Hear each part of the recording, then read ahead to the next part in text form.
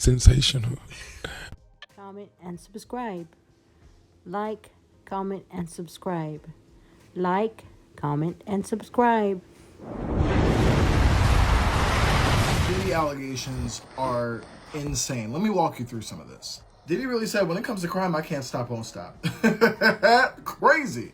So basically, like, one of the guys he was that was supposed to be working on his last album, he promised the world to. I mean, his own private island, producer of the year at the Grammys, the whole 9 yards, just to help him work on this album, right? And before we get started here, these are all allegations. So this guy follows him around for months, just kind of being a part of his crew. So he sees that someone got, possibly in the stomach.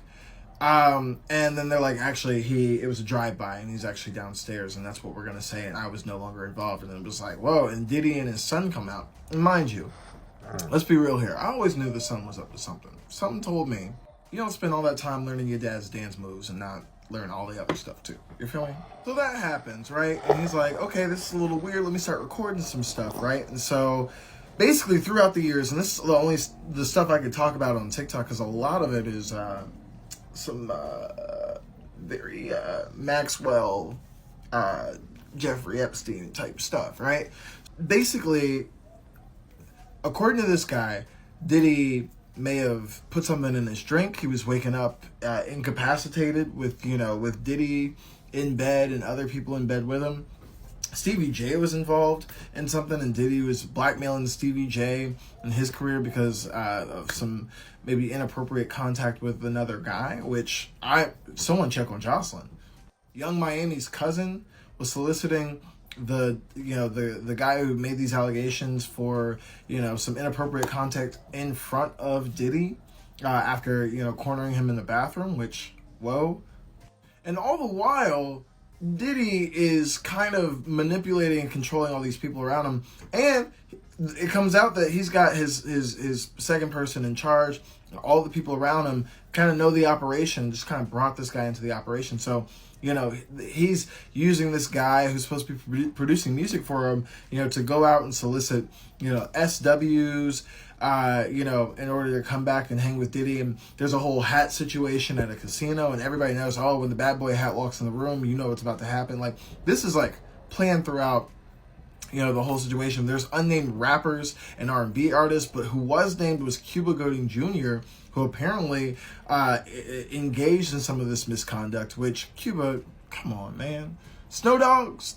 But the craziest part about this is this guy says he has hours and hours of pictures and videos to corroborate all of this stuff, which I think could be the thing that puts Diddy behind bars. Where is Club Shay Shay when I need that episode of Club Shay Shay. Get Diddy on there. All right, skip Good Morning America. I need Club Shay Shay's episode of it. But it gets worse, because the unnamed rappers and R&B singers could be people that not only we know, but have a history of doing some stuff that is a little unsavory, we'll say the least. So after adding this producer to this organization of SW and unwarranted acts and things like that, I'm trying to stay good with the TikTok algorithm here. For going through all of this with this organization, Diddy turns around and pays this man $29,000 for all of his work, even though he promised him more. I think initially his promise was $50,000 in royalties, and Diddy said no. And so part of this lawsuit was suing for the other $21,000 in royalties for producing 9 songs on that album and working thousands of hours and being around Diddy for thousands of hours throughout this entire process. This story is insane. I think after the Cassie situation, and how quickly that went away, I think we're all like, whoa, wait, hold on. I know, he's settled out, but where is the tea? Where is the more? And this guy said, I got receipts. I got tea, I got everything. And I think ultimately this is going to be the thing that, takes Diddy under the jail. But what do y'all think? I can only, speak to the stuff that TikTok will allow me to speak to, but go look at the case if you can.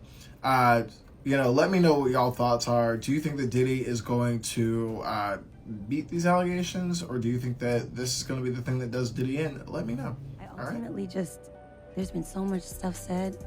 Like, what do you say? Now, is Jason Lee another victim of Diddy's crimes against his artists? Suspicions arose surrounding Jason Lee's potential past involvement with the music mogul. In 2017, rapper 50 Cent made suggestive remarks on social media, which led to insinuations and speculation regarding Diddy's personal life and orientation. The rapper uploaded a pic of Open Empire creator Lee Daniels embracing Diddy. He wrote in the caption, "Lee, so you want the role or not, Puffy?" Puff, yes. Okay, I'm coming over later. Lee, we have to wait till later. Power coming soon. This has been a topic of discussion and speculation among fans and industry insiders, with some suggesting that Diddy might be either into men and women or closeted. He says things, he doesn't even know what he's saying is like fruity. The rapper, The Game also spoke about his time with Diddy, a few years of collaboration, hinting at implications about Diddy's true orientation. The Dame recounted instances where Diddy showered him with luxurious gifts such as Rolex watches and gold chains and indulged him in opulent shopping sprees. These lavish displays led to speculation that the Game also tasted Puffy's flavors during these 2-year period. And while their relationship never produced a single track, the Game's revelations added to the sentiments raised by 50 Cent and others, contributing to ongoing rumors about Diddy's orientation. Despite these rumors, Diddy vehemently denied any association with the LGBTQI community, emphasizing his stance against being labeled as such. If I'm thinking about another man, I'm thinking about uplifting. I'm not thinking about all that, all them gnats. Now, with the current drama, speculation about Diddy using his position of power to exploit individuals in the industry, possibly offering promises in exchange for favors, arising, fans expressed worries about the impact on the emotional and psychological development of many artists associated with Bad Boy. As one person commented, Diddy is one of those producers you meet in entertainment industry that power goes to their head. They start destroying people. Now it's his turn to reap what he sowed. And another user added, the fact that Puffy received awards for lifetime achievements and his business is nothing but slave contracts to all his artists, even what Kessie's contract has been in, is sick and wrong. The wall seems to be closing on Diddy, and more of his former allies shed further light on the music mogul's crimes against men and women associated with his label. Kessie's lawsuit was the first time when someone dared to depict the instances where Diddy coerced his artist into participating in frequent freak-offs, orchestrated by Diddy himself. That freak-off things, but him videotaping and everything like that, you knew what was going on. These sessions reportedly involved specific acts with male performers, often filmed by Diddy and directed by him. Kessie accused Diddy of compelling her to engage in these acts while administering substances to her and the male performers.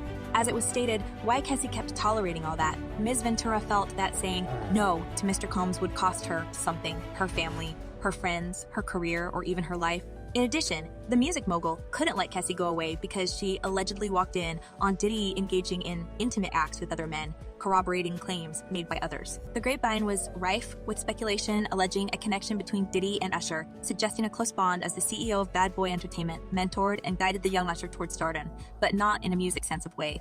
A few years back, during a live session with Kevin Hart, Diddy made a slip of the tongue, implying an intimate relationship with Usher. We should talk about this P. Diddy situation. Rashawn Combs, rapper, mogul, and accused monster. And now today, we've got yet another lawsuit. Though this one coming from Rodney Jones, a producer who worked on Combs' latest album, with Jones on Monday suing Combs in federal court for $30 million and accusing Combs of harassing, assaulting, drugging, and threatening him for over a year. And during the time, Jones claims that Combs groped and touched him without consent, which according to Jones, Combs' chief of staff just called friendly horseplay and Combs' way of showing that he liked it. And all of that was on top of threats of bodily harm if Jones refused to agree to whatever Combs wanted. You know, since this news broke, this lawsuit has gotten a lot of attention online. And with that, among some of the most notable reactions, you have streamer DJ Academics. And notably, while he was looking over Jones's lawsuit and its footnotes on stream, he came to the conclusion that 2 of the redacted names mentioned in Jones's suit belonged to rapper Meek Mill and Usher. Now here, it is incredibly important for me to mention that we have absolutely no confirmation whatsoever that Meek Mill and Usher are those 2 people. But that has in no way stopped people online from blowing it the fuck up and running with it. So there, if you actually look at what people are saying, it's just kind of a lot of people memeing about the entire situation. But you know, with all of this, one of the additional reactions we've seen to all of this are people that are pissed off that a lot of the kind of the prevailing narrative has become, haha, some rappers might be closeted. Saying it's truly astonishing how the prevailing narrative is saturated with Diddy and Meek Mill same-sex coitus memes and opinions, while the serious allegations concerning underage girls are overshadowed. But follow to stay in the loop. Of sexual harassment and assault against Sean Diddy Combs. Rodney Lil Rod Jones, a producer on Combs' latest album,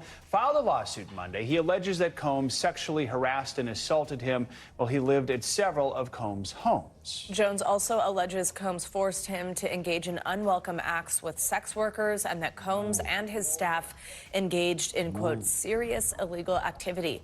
He is seeking $30 million. An attorney for Combs said Jones, quote, reckless name dropping about events that are pure fiction and simply did not happen is nothing more than a transparent attempt to garner headlines. Queer. Bye, Felicia. Be the best you can be. Love your family, love your friends, spread love.